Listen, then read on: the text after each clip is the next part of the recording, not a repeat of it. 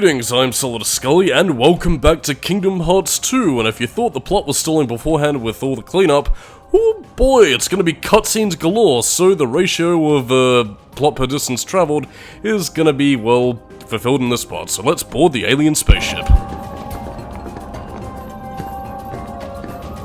Kairi! Where are you? Shh! Remember where we are. This is their stronghold. Wait! Your Majesty! Be careful! I think we got company. Okay.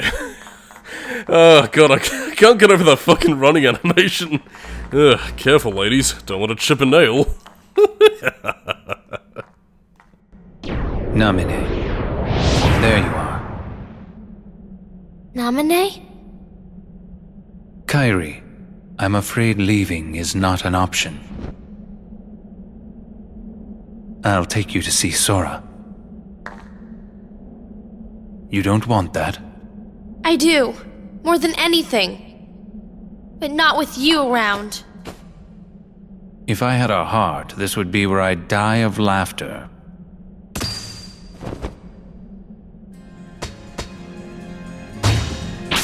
You.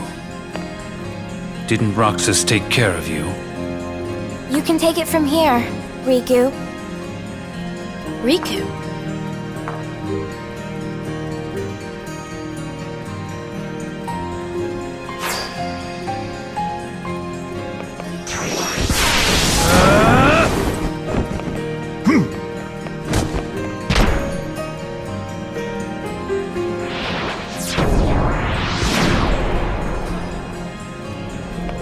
Wait!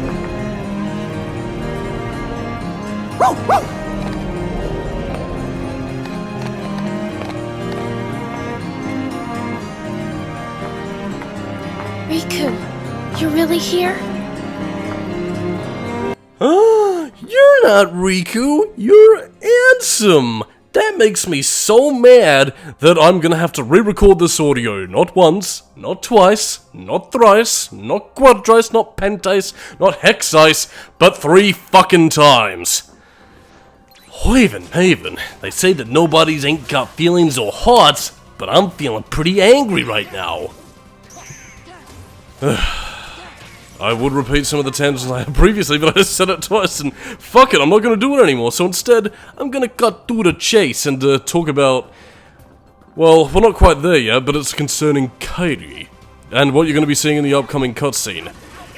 Yeah, she's gonna be getting a Keyblade apropos of nothing. Again, usually how Keyblades are bequeathed to people is either if they're passed down, as we saw in Kingdom Hearts 1 where Riku fell to darkness, Sora was next in line, but in turn, there is also another aspect. And, well... Again, in the case of Kairi getting a Keyblade, it's not really established, and it just sort of comes from nowhere unless you count the retcon and Birth by Sleep. But even then, it's very haphazard and is a bit of a... Well, a bit of a talking point as to how they'll pretty much handle Kairi going forward, because,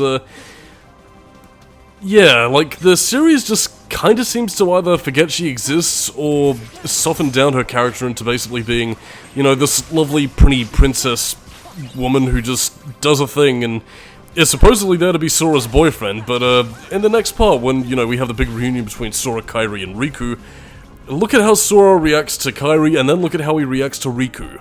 I'm sorry, but my lovely boy here is gay, and I will not hear any other counter-argument. Which again, I suppose wouldn't be as frustrating if it wasn't for the fact that Kingdom Hearts 3 tries to, like, speed force Kairi's development to the point where it's like, oh yeah, I remembered she existed. Guess we better force the development along, whatever. I don't know, it's very inconsistently handled, and again, we'll see later on in the series, but by the time we get back to Kingdom Hearts 3, or, you know, at least the tail end of Dream Drop Distance, you might be going, oh, Kairi, I remember her. But anyway, that's my, my angry little tangent done and dusted, and, again, if I can sum up in brief my thoughts on the organization's stronghold compared to, you know, the likes of the End of the World in Kingdom Hearts 1, I quite like it as a final area. It's got very major purgatory vibes, which, again, if we can compare and contrast to Kingdom Hearts 1 with, you know, the darkness, end of the world, very much being a representation of hell, this here being purgatory, I wonder what Kingdom Hearts 3 has in store for us. Well, I mean, I suppose if we are following the Divine Comedy methodology of, you know, going through hell, wading through purgatory, and then finally ascending to a higher plane, where this is not a journey for our flightless wings. But anyway, again, if you've... well, I already said that beforehand, so I don't really need to say again, but, yeah, there are plenty of lengthy cutscenes, and, whoo boy, are we gonna be in for lots of docking. Plot per distance travelled is, well, quite short as that happens in this east part, so, let's get into that.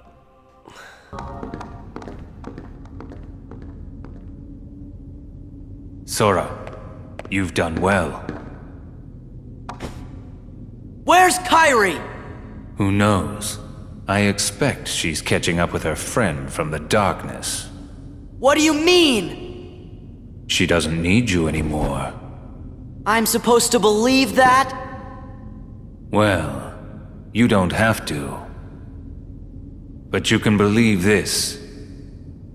Organization 13 has no further use for you. Just look there. Our Kingdom Hearts. Thanks to you, we've collected countless hearts. Can you hear their euphoria? Now all they need is one more helping from the Keyblade Bearer.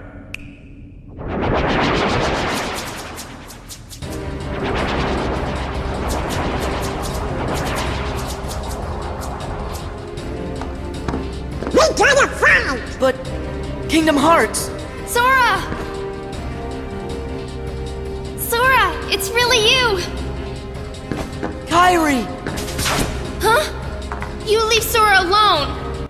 Yeah, this is the scene that I'm talking about. So after Kairi jumps off the cliff and commits suicide, just look at how haphazardly this whole scene is handled where she gets a Keyblade.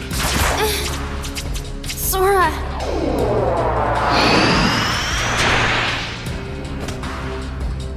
Take it.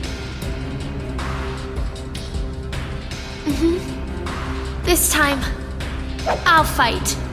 You know Sora's completely hopeless without us. Come on, Riku! Hit! Ha!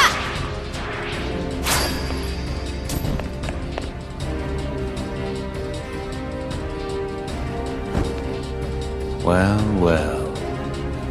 Will the intrusions never end?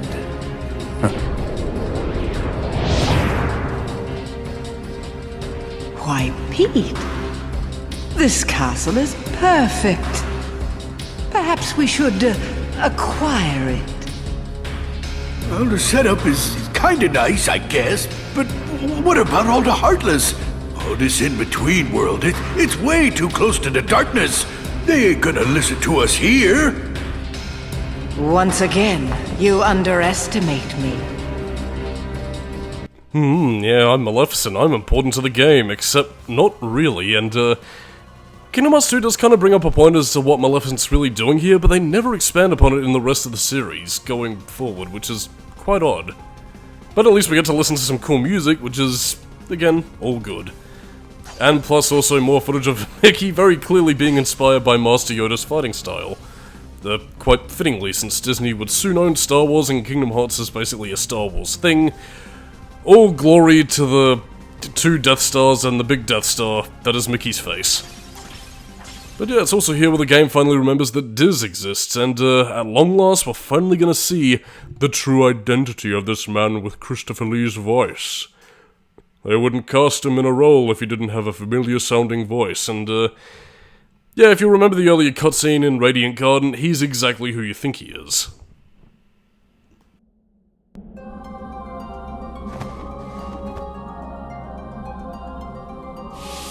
It's been too long, my friend. Ansem the Wise, why didn't you come to me before things got so bad?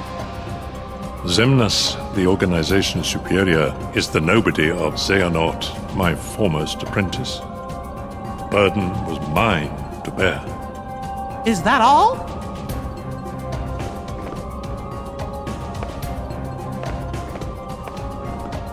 I won't deny there was more.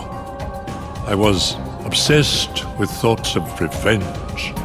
My apprentices stole everything precious to me. My research and my pride. I can't help you with revenge. I know. Riku's told me 1,000 times. Where is he? He must be with his friends by now. Riku was a great help to me. I found him wandering the darkness after you and he lost track of each other. Gosh, we didn't lose each other exactly. Riku left, well, because Xehanort's Heartless was still inside his heart, troubling him. And he sure must have been suffering. But what I don't understand is why he looks like that now, when he's still Riku at heart. I am to blame. When I met Riku the first time, he still had the appearance of a boy. Probably because he had such a strong heart. I asked him to find a young man named Roxas from Organization 13 and bring him to me.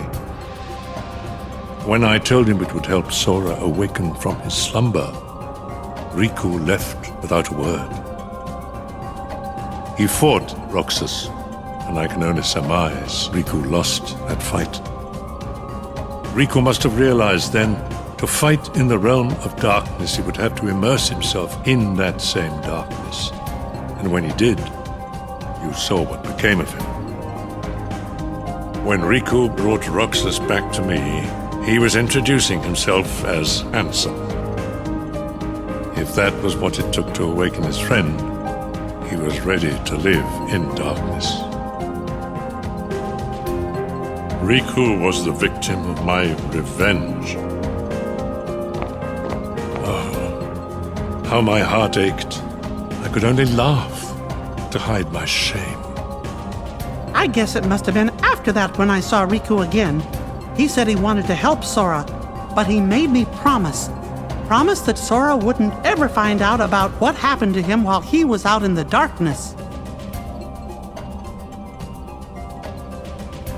My friend, the time has come. I must make amends to these young people.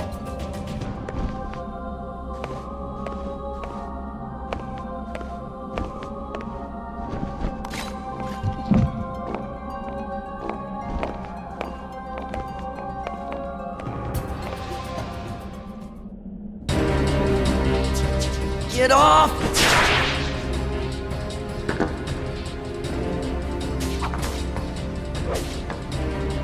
What's going on?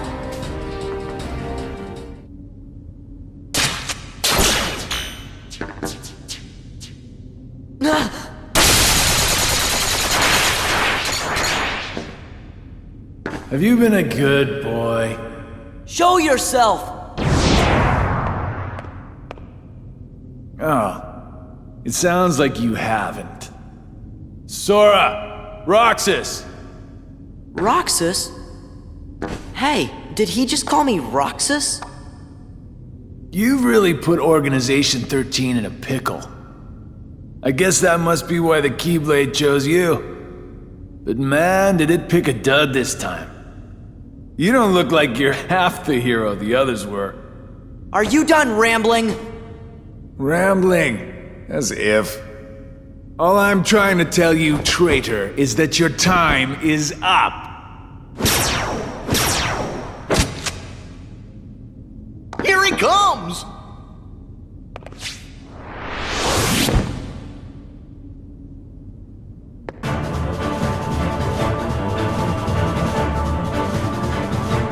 Holy mother of goodness, that was a fuckload of cutscenes, and yeah. First of all, again, this is Ansem. And well, I guess maybe onto brass tacks. First of all, the boss fight against Xigbar. Being the free shooter that he is, your primary motivation is, again, first of all, deflecting his shots and sending it right back at him.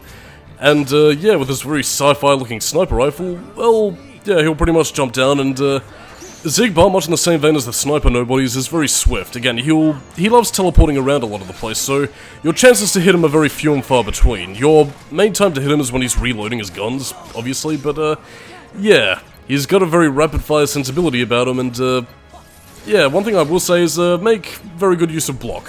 Which I'm trying to do, but my timing is completely fucking off. And, dearie me, it's, yeah, I could have gotten a better take of this boss fight than in fact I did, but, to be honest, I've always had a fair bit of trouble with Xigbar. Particularly when it comes to, one of his limit break attacks, where he peppers the whole arena with his, again, arrow bolts. So again, it's pretty much just, again, a game of ring around the rosy, pocket full of posies, a tissue, Black Plague metaphor. So, not really too much more to say on that. I think as for Diz/Ansem, I'm pretty much going to be saving a lot of my tangents for, well, much later on, but again, a lot of the facets of his character will go a little bit more into detail of when we do the secret Ansem reports, which pretty much details Ansem's time from, again, when he was cast out, you know, from Radiant Garden off to bloody, you know, the Realm of Nothingness, and also everything in between, covering Kingdom Hearts 1, Chain of Memories, and, you know, all that good stuff. So, yeah, that'll pretty much be covered in a separate video of its own, so stay tuned. But yeah, as for anything else, oh, here we go, Devil May Cry 3, Gunslinger, the style nobody uses because I don't like guns. But yeah, here's what I was talking about. Ooh, dearie me, that's, well, I mean, Sora's gonna be getting a bit of that later on, but, yeah, if there is a specific strategy for Xigbar that, you know, allows you to take down the boss a bit easier, I'm sure there is, and probably requires a lot of blocking and stuff that, you know, isn't just barbarian tanking hits. I haven't found it. But yeah, some of the reaction commands you get are pretty cool, and, well, yeah, I mean, it's kind of fitting for Xigbar's character that he's just a clever little sneak. Funny that he uses it for Sora, when he himself is in fact a sneak. Especially when you consider late in the series where he becomes blankety-blank and is, well, again, he's high up in the organization, ranks as number 2, which, again, you think would go to Syx, but no. Xigbar, it seems, has been here since the beginning. Perhaps beyond. Some say that it all began with Birth by Sleep. And I'll leave it at that. So on that note, I am Solidus-Skully, keeping new metal, and next time, more cutscenes galore. Catch you next time.